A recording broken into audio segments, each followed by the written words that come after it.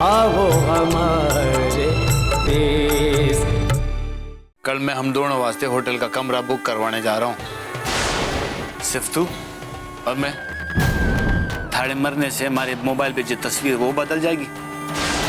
थारी चिता के सामने मेरा सामने दिखा दूंगा। आपने खुद दीप सिंह ने भेजकर हमारी जान बचाई ताकि मैं उस पापी दीप सिंह का संहार कर सकूं। अचानक मेरी बीवी की तबीयत खराब हो गई। तो आप चाहते हैं कि मैं होटल में विजिट करूं? छोटे, मैंने रुक्मी को होटल के अंदर जाते हुए देखा। किससे मिलने गई हो? डॉक्टर यश राठौड़ से। किस बात का अंत चाहती हो? जिससे हमारे को छुटकारा मिल जाए उसका अंत चाहती हूँ मैं।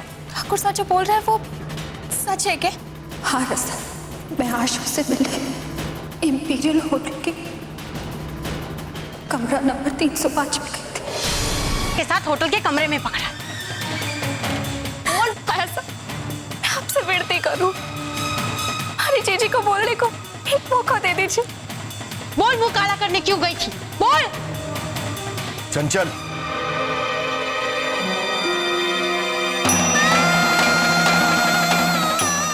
जीजी आप बताओ ना सबने। अरे को आप पर पूरा विश्वास है। आप चुप क्यों हो? बोलो जीजी, आपके चुप रहने से नजारा ये सब आपको क्या समझने लगेंगे? जीजी चुप ना रहो। ऐसी कौन सी मजबूरी थी आपकी? या फिर किसी ने आपको मजबूर किया था वहां जाने वास्ते? आपसे हाथ जोड़ के बोलो,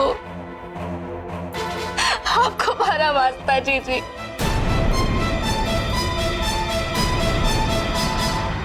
कुछ तो बोलो। बस बिंदनी,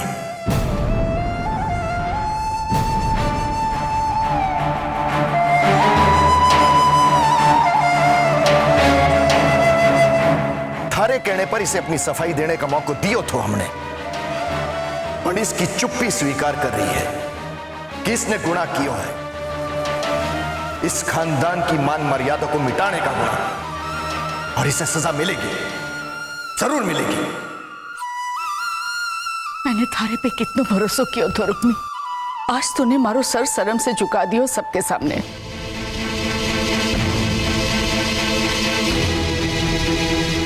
चल पद्मा,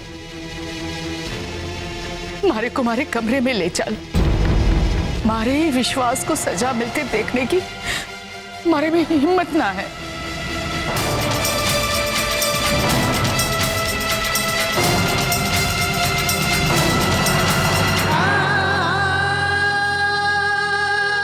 हमारे जमाने में तो ऐसी औरतों को कोड़े मारकर भूखों रख के कोठड़ी में बंद कर देते थे। हाँ, इस रुक्मी के कुकर्मों की भी यही सजा होनी चाहिए, ताकि दूसरी सारी औरतों का काल जो भी इसकी दुर्गत देखे कांप उठे और दोबारा कोई इस हवेली की इज्जत के साथ खिलवाड़ करने की हिम्मत ना करे।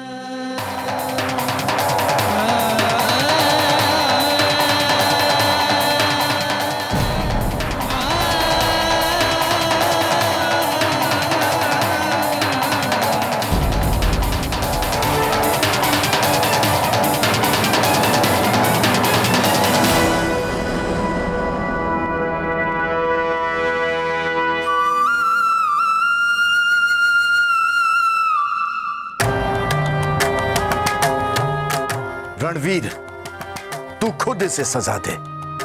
इज्जतदार घराने की बेटी हो या बींदनी, उसकी चरित्रहीनता पर वो सजा की भागी हुए है। दे सजा इसे।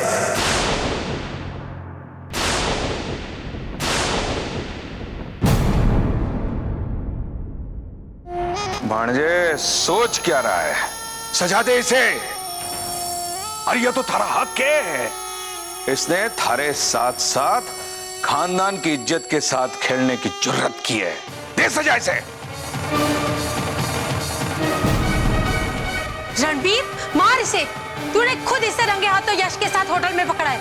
सजा दे इसे। दे सजा इसे। सोच क्या रहा है? सजा दे इसे। बड़े दोष है ठाकुर साहब। जीजू साहब का हुक्म समझ के सजा दे इसे। ठाकुर साहब, रणबीर सजा दे इसे। ये सजा इसे।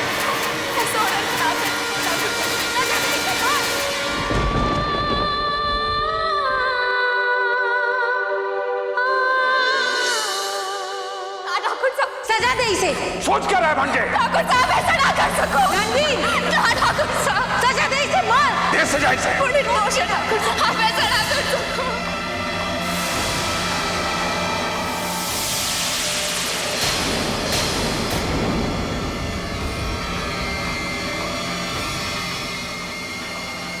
रणवीर, देख बिंदनी ने क्या हो गया है? रोसाल, रोसाल, रोसाल, बिंदनी बेहोश हो गई है। रोसाल, उठा बिंदनी ने। रोसाल संभालो अपने आप को। माँ, चलो, संभालो, चलो।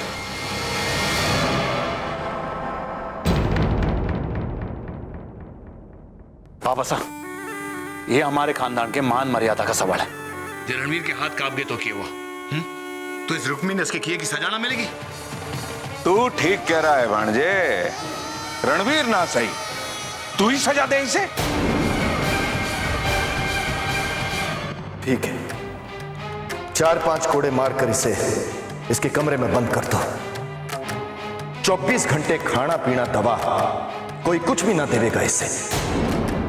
जे इसमें जरा भी शर्म होगी तो ये खुद ही समझ जाएगी कि इसकी वजह से सारे खानदान को कितनी तकलीफ हुई है। होना तो यही चाहिए था कि डॉक्टर यश को मौत के घाट उतार दिया जाए।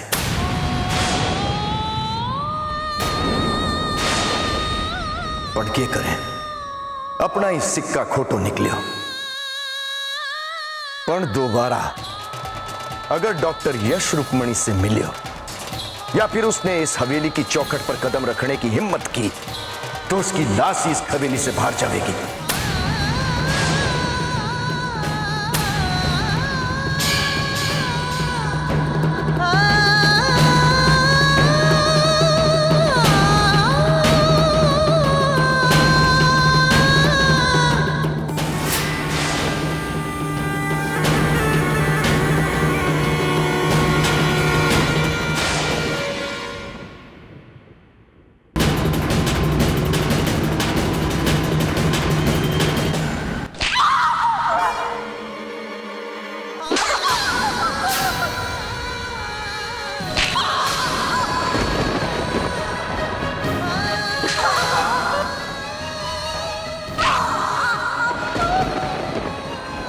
ये मौका इतनी आसानी से नहीं जाने दूंगा। पापा साहब ने तो कहा था कि 2-4 कोड़े मारकर थारे को छोड़ दूं, और मैं थारे को जब तक मारूंगा जब तक हमारा जी ना भरे।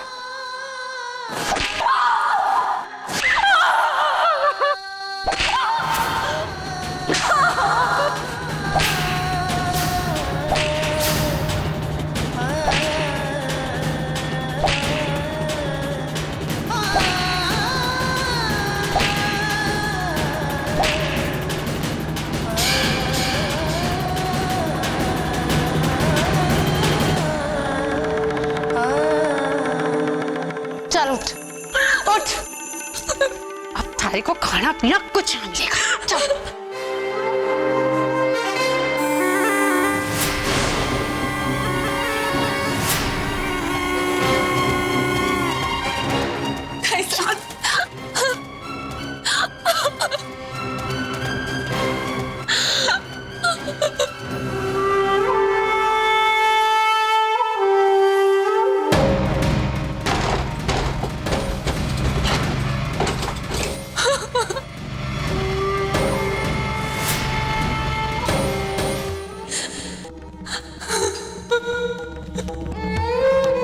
समय पे और सही निशाने पर।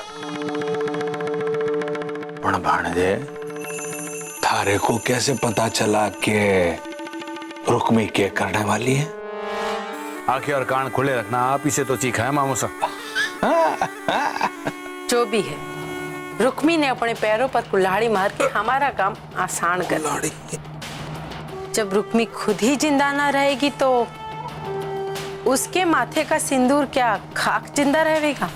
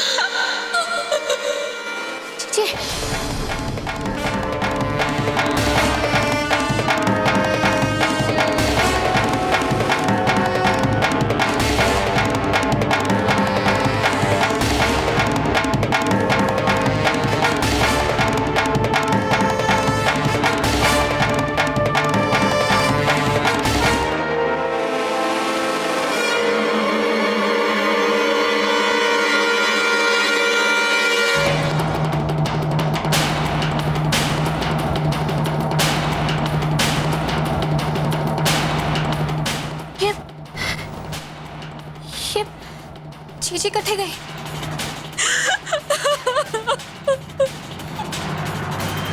चीची, चीची ये आपके कमरे को ताड़ो किसने लगायो? चीची, चीची मैं चाबी लेकर आऊं।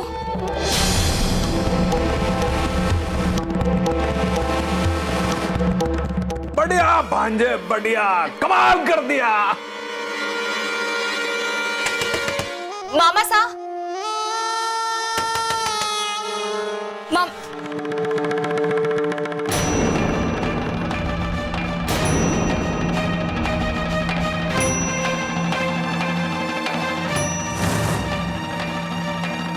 क्या है बिन्नी?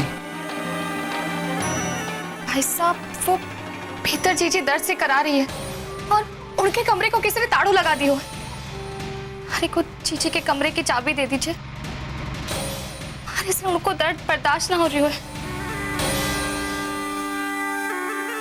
पापा सा का हुक्म तो तू तोड़ सके है। मैं ना 24 घंटे से पहले ये दरवाजा खोलियो तो पापा सा का गुस्सा तू जाने ना। चल, गुड नाइट। भाई साहब, भाई साहब हमारी बात तो सुनिए भाई साहब, भाई साहब।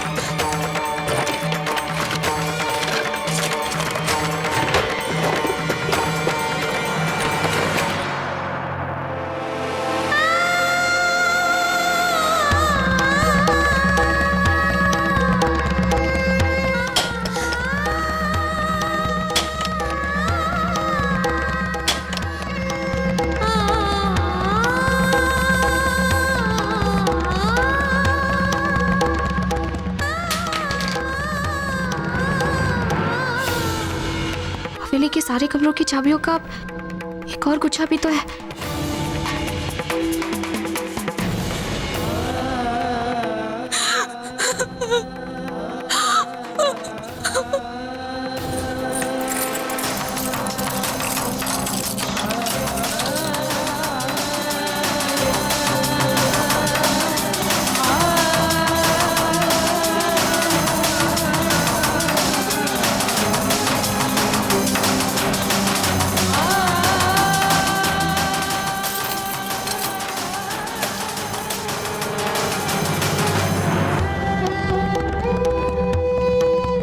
चीची,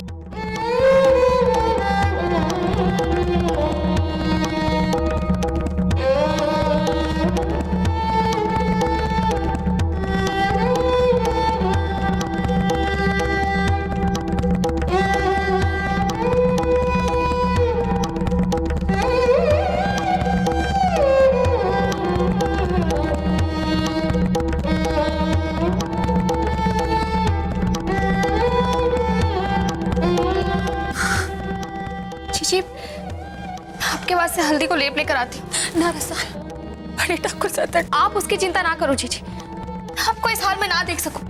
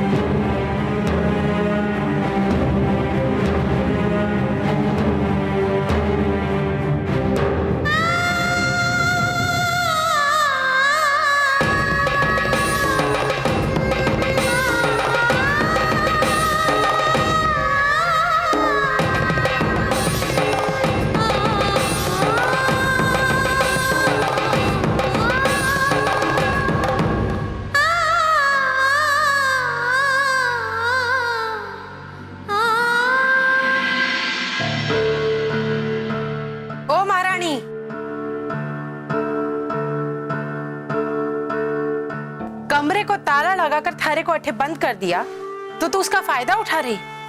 चलो आज धोबन ना आई है, सारे कपड़े धो दे। इन नौकरों की जाति ऐसी होती है, जरा सा मौका मिला ना दिन भर सोने का बहाना ढूंढ लेते।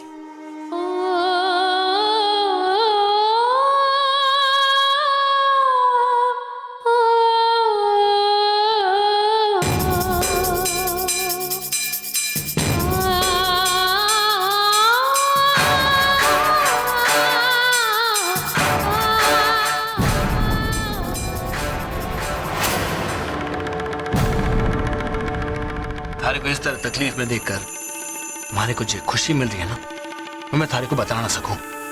ये तुम्हारा चेहरा देख के जान सके, जान ले हमारे साथ चालाकी करने का यही नतीजा हुआ है। अब थारे को पता चल गया ना कि हमारे जैसे इंसान से दुश्मनी लेने का यही अंजाम हुआ है। पर मजा तो तब था जब मारे बजाय थारे प्यारे ठाकुर रणवीर सिंह थारी खाल उजेड़ देते।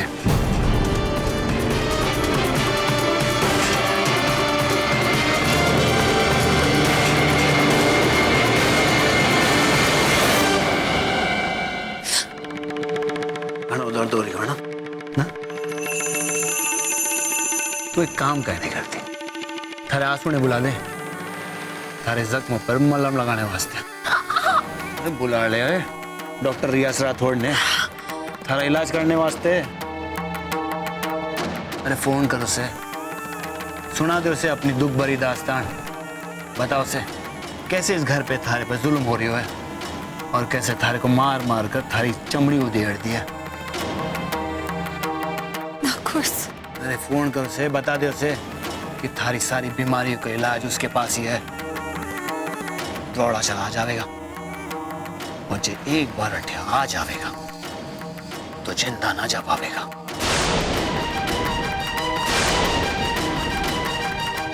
ऐसे ना कहो कोस, आशु ने आप के बिगाड़े, कम से कम उसकी जिंदगी तो बच तो ठीक है, मैं आशु ने जिंदगी बख्श देता हूँ और आसान ले जाके ये क्लिपिंग दिखा देता हूँ। ना कोस, मैं भी ना दिखाना चाहूँ पर क्या करूँ, मैंने तुम्हारे पास कोई चारा ना छोड़ा है। सोच ले, अब फैसला थारे हाथ में है, यश की जान या रणवीर और रसाल की खुशियां। जिम्मेदार होगी तू और सिर्फ तू।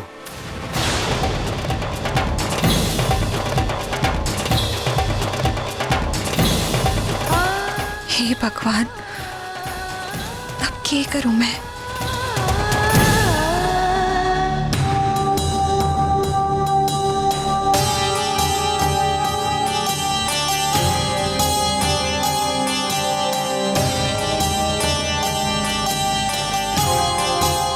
आठ बज गए? रसाल तुमने मुझे उठाया क्यों नहीं? मैंने कहा था ना तुमसे एक इंपॉर्टेंट मीटिंग है, मुझे उठा देना।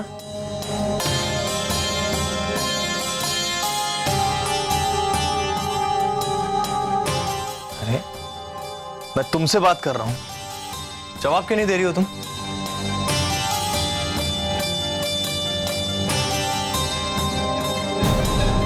क्या हुआ?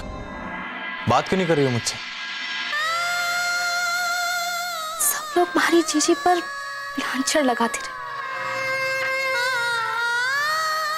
और आप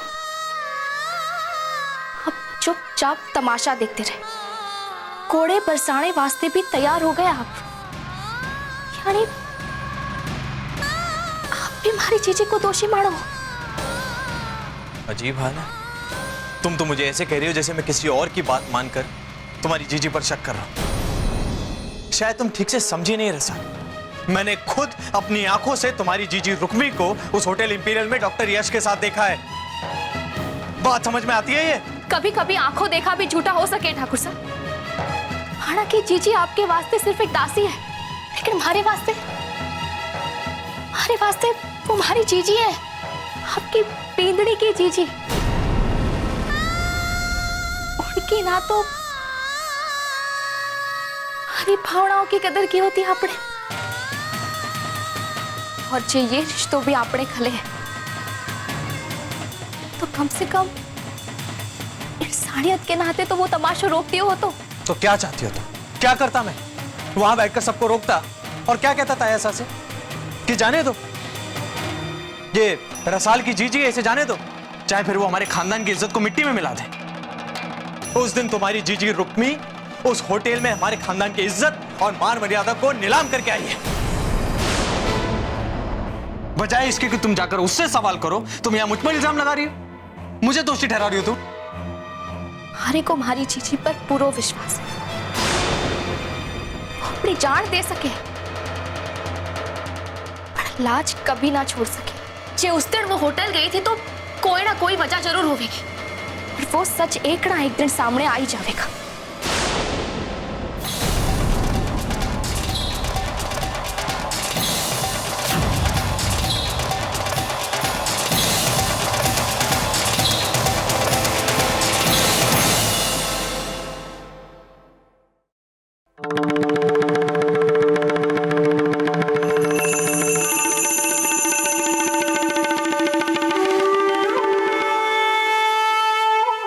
किसके वास्ते लेके जा रही है? रणबीर वास्ते?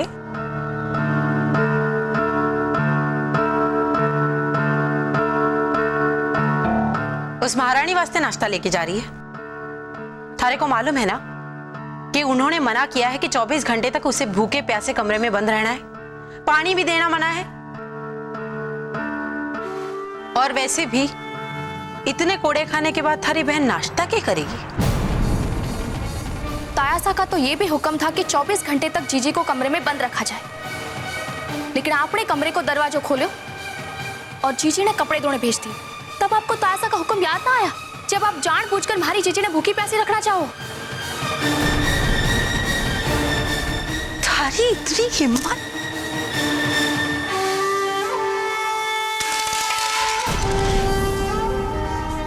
तुम्हारे से बदतमीजी कर रही है, मारे से जबान लड़ा रही है उस गुनहगार रकमी के लिए। हमारी जीजी कोई गुनहगार ना है, अपने शरीर पर जख्म लिए वो भूखी प्यासी सवेरे से काम कर रही है। ऐसे में उन्हें कुछ हो गया। तू बस कर, बस चंचल,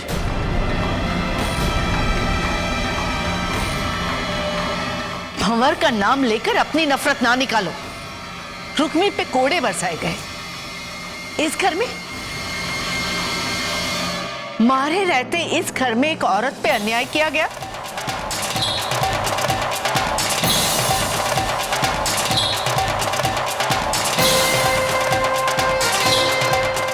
आज तन्ने मारो सर शर्म से झुका दियो भंवर। जिस घर की बिंदनी को घर की लक्ष्मी का दर्जो दियो जातो तो उसी घर में उस पे कोड़े बरसाकर सारी नारी जाति का अपमान किया गया, और वो भी थारी आज्ञा से।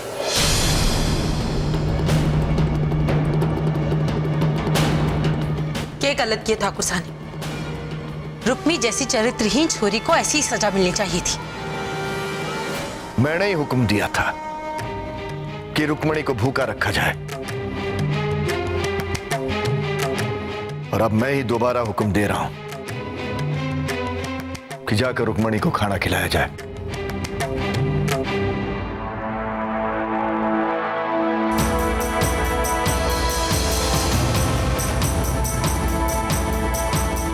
मैंने थारे और रणवीर से बात करनी है।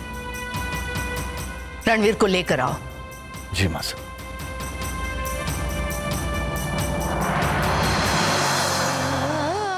कुंवर सा तो चित पर अड़ गए, पर मैं रसाल की जिंदगी के वास्ते आशु की जिंदगी कैसे दांव पर लगा दूं?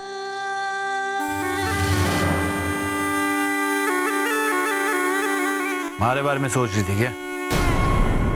ले, मैं आ गया।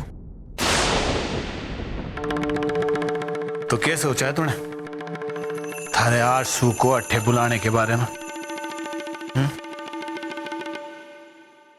ले, मैं तो भूल गया था कि थारे पास फोन ना है, लेकिन तू चिंता ना कर, हमारे फोन से फोन कर ले ताकि थारा आंसू अट्ठे जल्द से जल्द आ जाए और हमारे खेल में रंग लावे।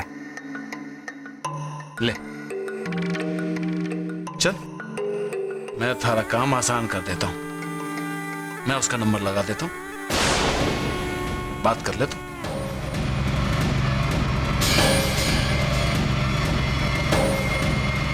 भाई साहब आप अठे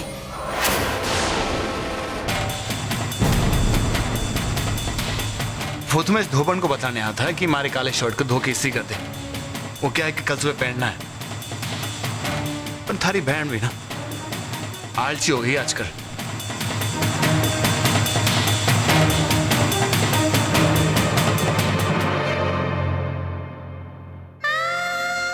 जीजी चलो खाना खा लो, मने भूख ना है।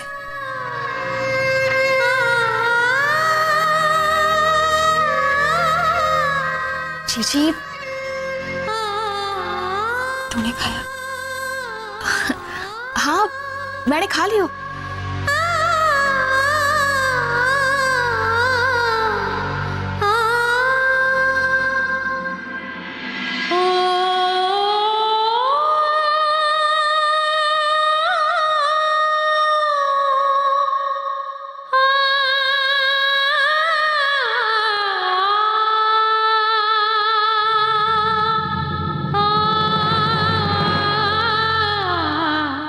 ठाकुर साहब को कभी माफ ना करूंगी, कभी ना। आपके साथ इतना बड़ा अन्याय हुआ और वो चुपचाप सारा तमाशा देखते रहे। ये तो क्या कह रही है रसा? तू जाने है ना ठाकुर साहब थारे से सच्चा प्रेम करे है। जब तुम्हारे से सच्चा प्रेम करते ना इस तरह हमारो काळजो ना दुखाते। वो जाने है जीजी, वो और आप दोनों हमारे जीवन को आधार हो, तो वो क्यों हमारे से हर एक आधार छीनना चाहे? हमारा तो मन भी ना कर रहा है उनसे बात करने का। ना रे सर, तुम्हारी खातिर ठाकुर साहब से झगड़ा ना कर।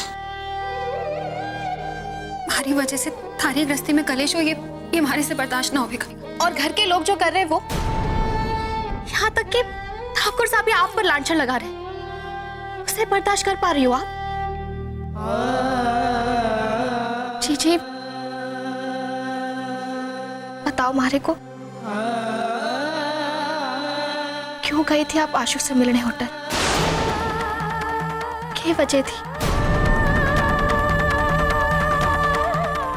जीजी आपके चुप्पी को कल रात के मतलब निकलियो है, ये तो आपने देख लियो है। अब तो अपनी चुप्पी तोड़ दो।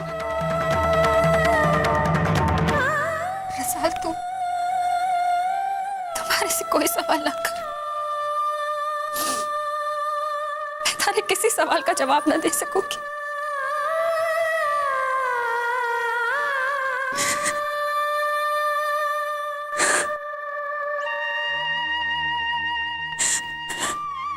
जीजी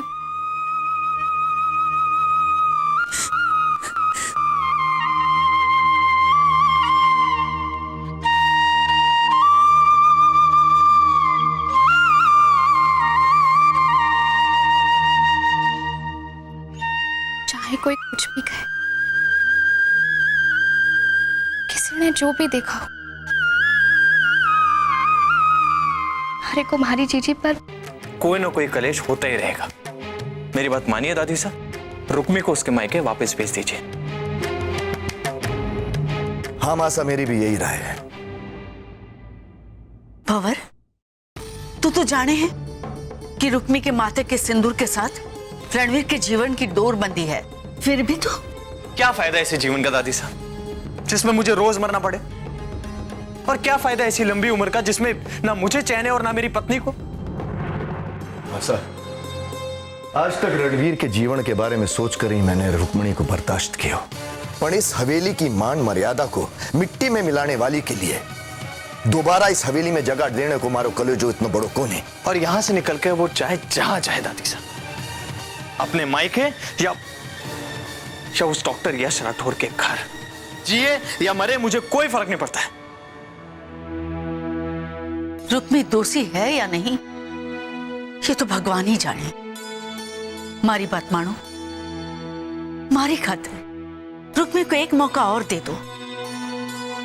मैंने पूरा विश्वास है अब रुक्मी ऐसा कोई भी काम ना करेगी जिससे उस पे या इस हवेली पे कोई लांछन लगे। ठीक है मौसा, सिर्फ आपके कहने पर मैं रुक्मणी को एक मौका और दे रहा हूं। जे रुक्मणी ने हवेली की मान मर्यादा को जरा भी धक्को पहुंचाया हो, तो उसे इस हवेली को छोड़ के हमेशा के लिए जाना पड़ेगा, और तब आप उसे रोकेंगे कौन? ठीक है।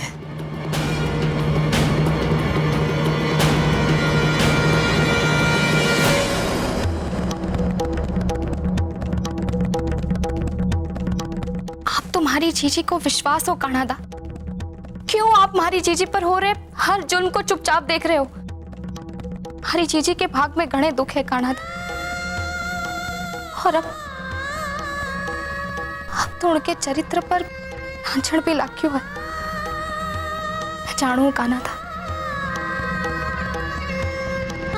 जीजी हमारे से कुछ छुपा रही है, और क्यों छुपा रही है सिर्फ आप जानो। फिर भी चुप हो। ठीक है, जो आपकी जिद है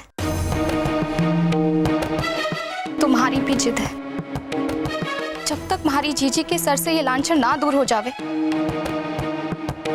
तब तक ना मैं अन्न का दाना खाऊंगी, ना पानी की एक बूंद पीऊंगी, फिर चाहे हमारी जान भी क्यों ना चली जावे। फैसला आपको करना है कानादा।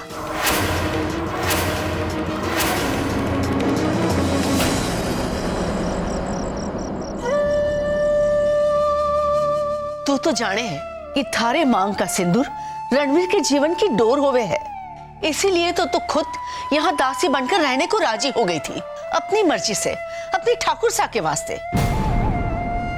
तो वैसो के हो गयो है कि थारे को अपने आगे और किसी की कोई परवाह को नहीं। आज रणवीर और भंवर दोनों ने मारे से वचन लियो है कि अब थारे से एक भी गलती हो गई तो थारे को यहां से निकाल दियो जावेगो, और तब मैं भी ना रोक पाऊंगी तने। अब तू ही बता मने, थारो मन माने को अट्ठे से जाने वास्ते, रणवीर के जीवन को खतरे में डालने वास्ते, अपने माँ बापू की बची खुची इज्जत सारे गांव वालों के सामने उछलते देखने वास्ते। अब एक बात ध्यान रख, रणवीर का जीवन, रसाल की खुशी, इस खानदान की मान मर्यादा और थारे माँ बापू की इज्जत, अब तो मने इस सब का अंत करना ही पड़ेगा, वरना हमारी वजह से ये सारा परिवार सजा भुगतेगा। पर क्या करूं मैं? अपने आप को मारने की कोशिश की, पर भाग्य में मौत भी ना है, और दीप कुंवरसा का खून भी हमारे हाथ की लकीरों में ना है। तो अब क्या करूं?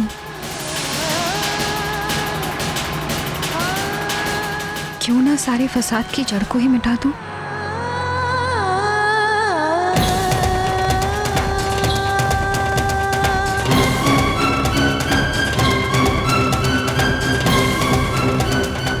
जे सबूत ही ना रहेगा तो दीप कुंवरसा भी कुछ ना कर पावेंगे।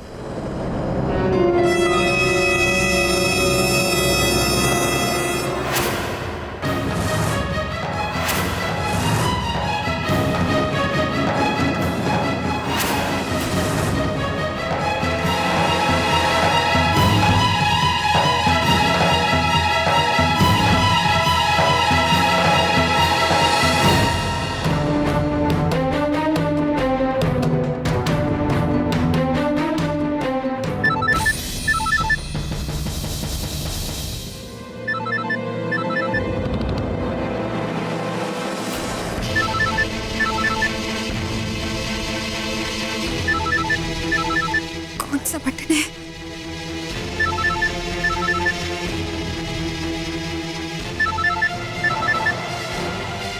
जीजी, दरवाजा खोलो, मैं खाना लाई हूँ।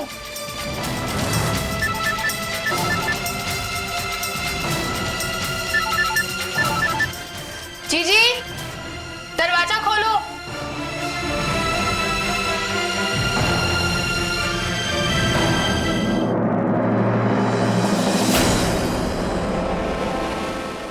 जीजी खाना खा लो। मैंने भूख ना है अभी। तू जा, मैं बाद में खा लूंगी। पक्का खा लोगी ना? ठीक है, मैं चलती हूँ।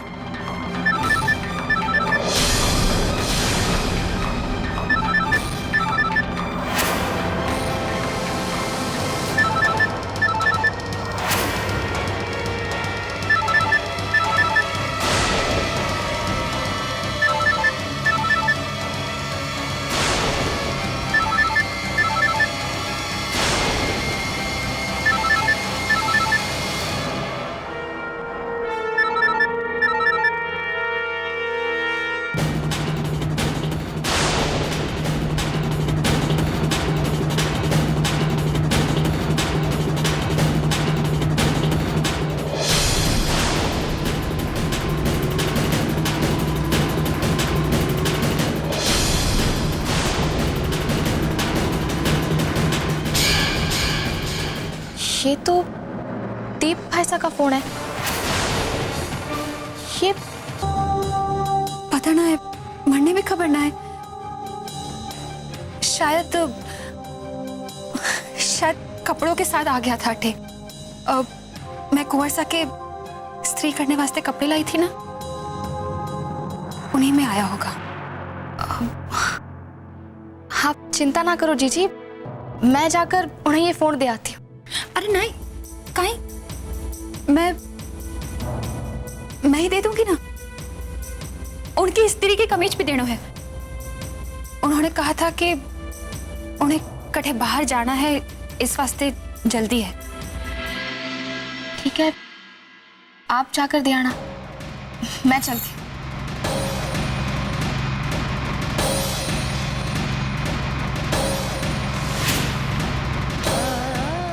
मन्ने माफ करती रसाल, बार बार थारे से झूठ बोलकर मैं अपनी ही आत्मा पर बोझ बढ़ा रही हूँ। पर क्या करूं, थारी खुशी के वास्ते मन्ने ये भी मंजूर है। धनिया डाल के गार्निश करें।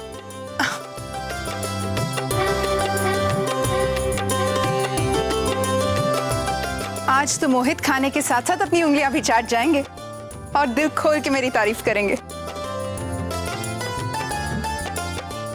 मैं टाटा स्काई के एक्टिव कुकिंग सर्विस से खाना बनाना सीख रही हूँ। ये मोहित के लिए तो एक बहुत बड़ा सरप्राइज होगा।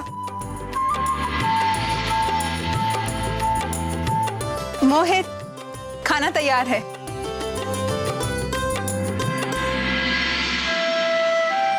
कैसे बताऊं मुमुल को कि मेरा बिजनेस डूबता ही जा रहा है।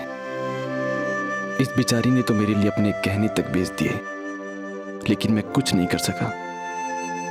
वो पैसे भी डूब गए।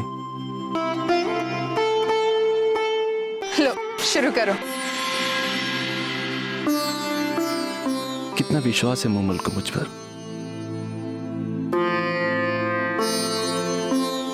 अरे, तुमने अभी तक अपनी पहली रोटी भी खत्म नहीं की। खाना शुरू करो।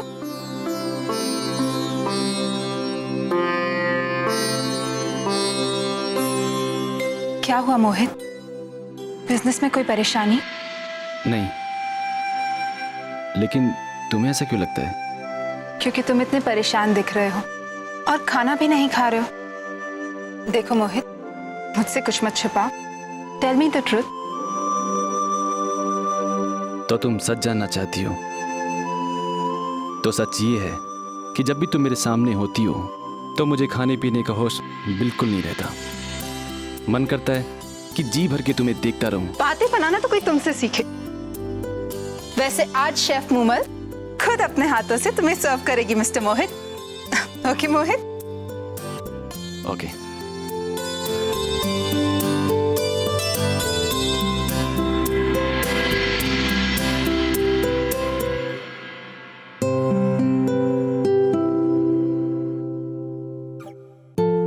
वाओ, इतनी टेस्टी सब्जी तो मैंने आज तक नहीं खाई। और ये आलू, ये तो कमाल के बने हैं। Thank you.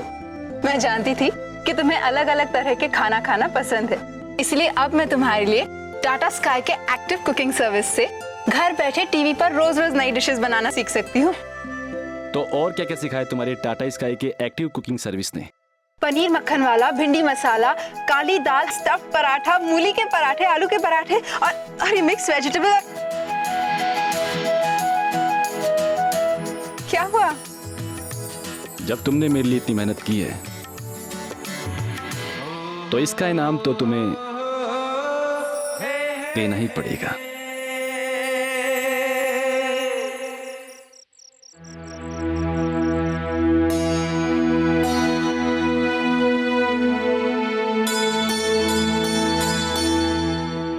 दादी साहब, इतनी रात हो गई और आप बैठे। आपकी तबीयत तो ठीक है ना? आपको कुछ चाहिए मैं लेकर आऊं? हमारी तबीयत बिल्कुल ठीक है, बस नींद ना आ रही थी।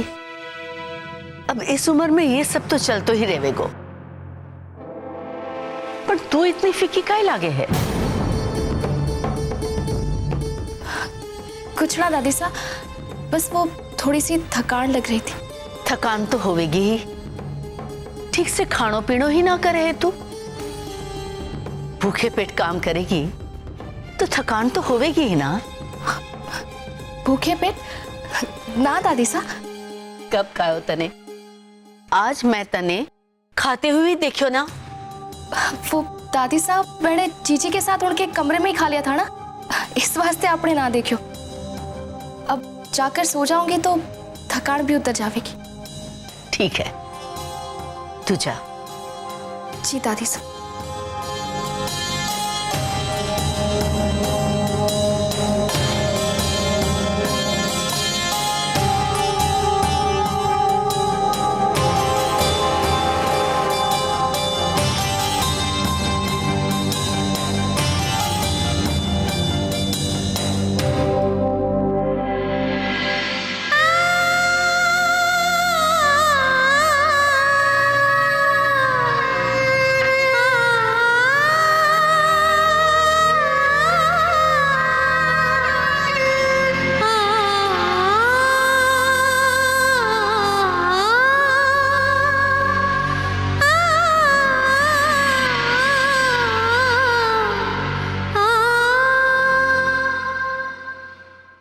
को माफ करना कान्हा। मैंने जानबूझकर दादी सा से झूठ बोलियो, लेकिन मैं और क्या करती? मैं दादी सा से अपने प्राण के बारे में कैसे बताती? जब दादी सा को पता चल जाता तो वो ठाकुर सा को बता देती और फिर ठाकुर सा हमारे को प्राण तोड़ने पर मजबूर कर देते। पर अब चाहे जो हो जावे, जब तक आप हमारी जीजी को निर्दोष साबित ना करेंगे, मैं अपना प्रण ना तोड़ूंगी, ना तोड़ूंगी।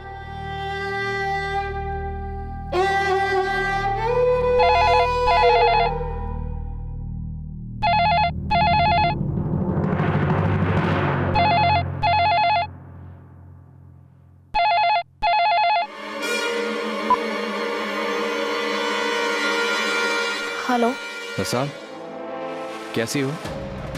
और रुक्मी कैसी है? सॉरी, मैंने इतनी रात को फोन किया, लेकिन मुझे रुक्मी से बात करनी थी। अशोक, क्या जरूरत थी थारे को जीजी ने होटल में मिलने बुलाने की? जब इतनी जरूरी बात थी तो फोन कर लेता या फिर अट्ठे आ जाता। साल मैंने आशु, तू जाने है कि जीजी ने कितनी परेशानी उठानी पड़ी, सबने हमारी जीजी पर कितने लांछन लगाए, पर रसाल ताया सा ने जीजी को सजा सुनाई, और दीप भाई सा ने हमारी जीजी पर कोड़े बरसाए, और हमारी जीजी सबको चुपचाप सहती रही हमेशा की तरह, और सब लोग बस तमाशा देखते रहे। ताया साढ़े हुक्म छुड़ाए हुए कि थारे को भी हवेली में आने की इजाजत ना है। जी तू अट्ठे आया तो अशोक थारे को अपनी बचपन की दोस्ती को वास्तव है तू अब अठे ना आवेगा और ना ही तू जीजी से बात करने की कोशिश करेगा। अशोक जीजी पहले से ही घड़ी परेशान है और जो तू चाहे है कि उन पर और जुल्म ना हो तो इस हवेली और जीजी दोनों से दूर रहना, समझो। हेलो,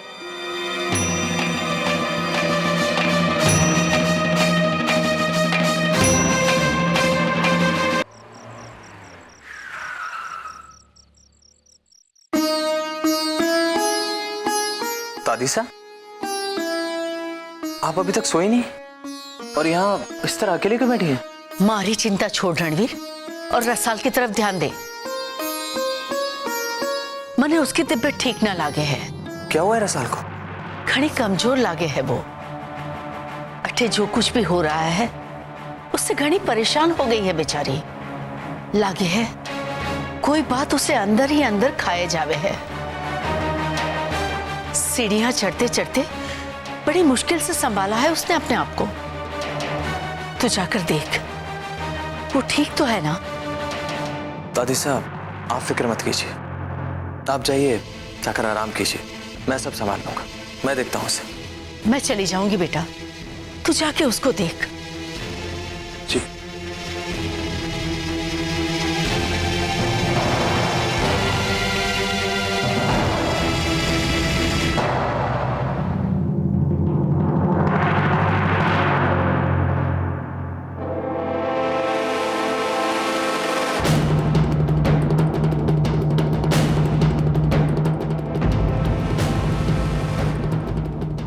रसाल, संभालो अपने आप को, बैठो।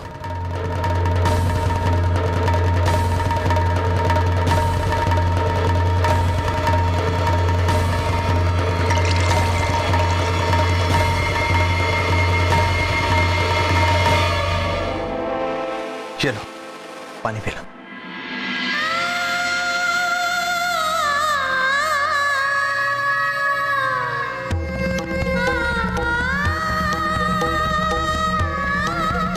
तुम हर बात पर जिद क्यों कर रही हो रसाल?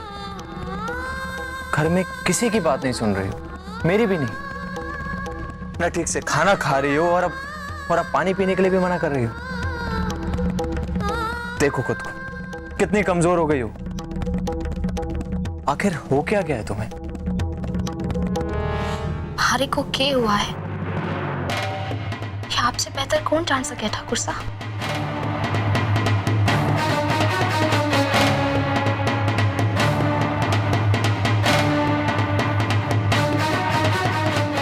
देखो रसाल, जो भी कुछ हुआ है उसके लिए तुम अपने आप को कब तक परेशान करोगी? अब जो बीत गया उसे गुजर जाने दो, भुलाने की कोशिश करो उसे। के सचमुच इतना आसान है सब कुछ भुला देना? हाँ, शायद आपके वास्ते है, तभी तो आप उस तमाशे को हिस्सों बढ़ पाए। पर हमारे लिए ये सब भुलाना नामुमकिन है। हो सके है कि समय के साथ साथ जीजी के शरीर के घाव भर जावे, पर भारी मड़ पे लगे घाव कभी ना भर पावेंगे।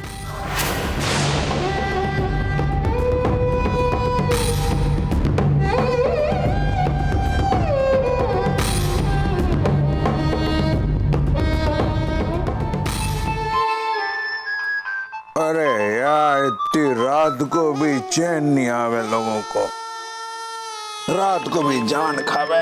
अरे कटे रे। या हेलो, अरे कौन बोले? हाँ बोल धनीराम। अरे इतनी रात को फोन क्या, नशा उतारने के लिए क्या है? हाँ बोल। अरे क्या हुआ उसे मामू सा? मन ने कहीं पता, कोई बोले ही कोने।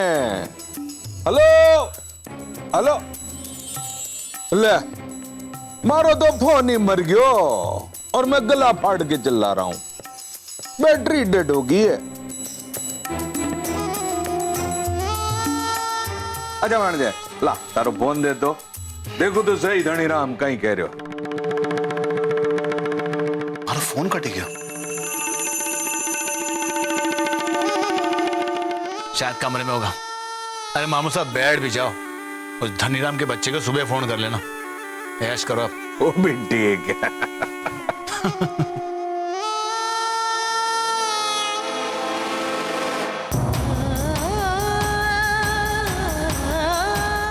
क्या करूं मैं, कुछ समझ में ना आवे। मैंने तो इस फोन के बारे में कुछ पता ना है, तो कैसे मिटाऊं उस सबूत ने। क्या करूं, दिन निकलने से पहले मैंने कुछ ना कुछ तो करना ही पड़ेगा।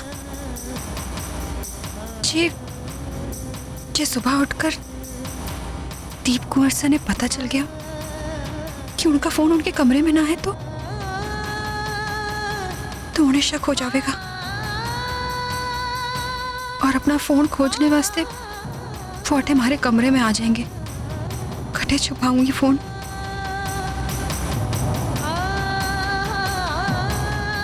अब तो एक ही रास्ता है।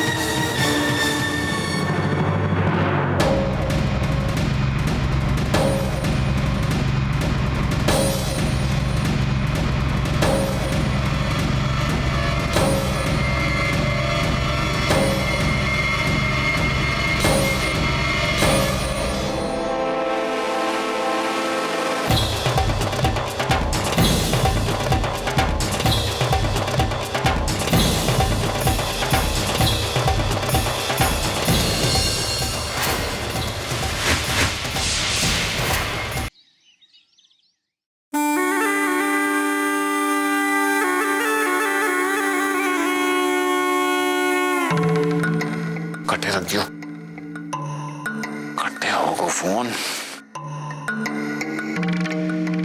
कल रात को तो अट्ठी था।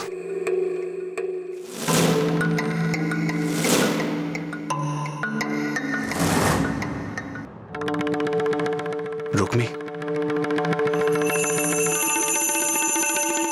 कहीं यो काम रुक्मी का तो ना है? कहीं रुक्मी ने जानबूझकर हमारा फोन तो ना चुराया?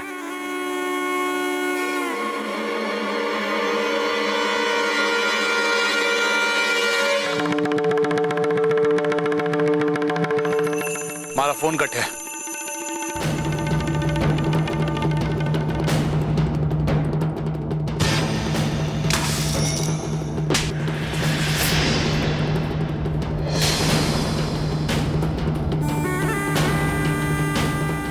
हमारे फोन को हाथ लगाने की थारी हिम्मत कैसे हुई?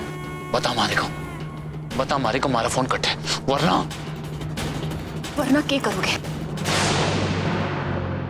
जान लोगे मारी? ले लो। वैसे भी रोज जीते जी मरने से एक बार मर जाना बेहतर होगा हमारे वास्ते। और मैं जानू, आपने फोन के बगैर हमारी जान भी आपके वास्ते कोई कीमत ना रखे।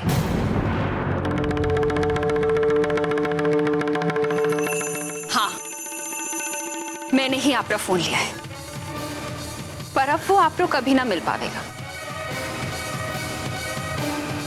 क्योंकि मैंने उसे तोड़कर फेंक दिया है, फेंक दिया है, फेंक दिया है।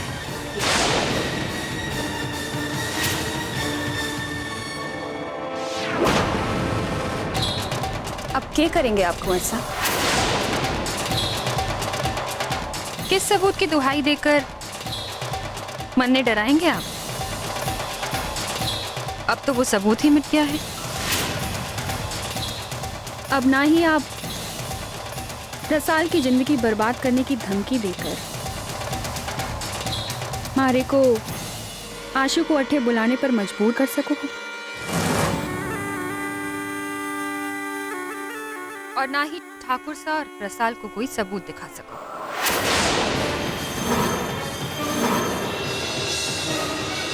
रुक्मी